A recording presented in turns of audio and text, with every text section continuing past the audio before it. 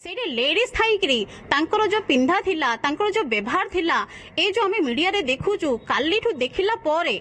माने विश्वास करेनि आम भितर एते उत्तेजना अच्छी आमे तो भावुचे से थाना अधिकारी और से मानु जो निलंबन करा जायछि आम पाखकु छाड़ंतु आमे तांको साथे न्याय कोन अन्याय कोन आमे तांको कथा बुझुबु। पुलिस तो होचंदी हमर जने सुरक्षा कर्मी आमे तांको ऊपर जदी आशा प्रकट करी आमे तांको पाखरे गलु शरण नबा पाई किंतु सी हमर उल्टी आसिकी हमकु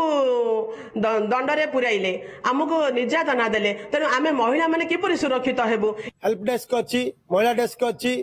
सबू चली किंतु ताहा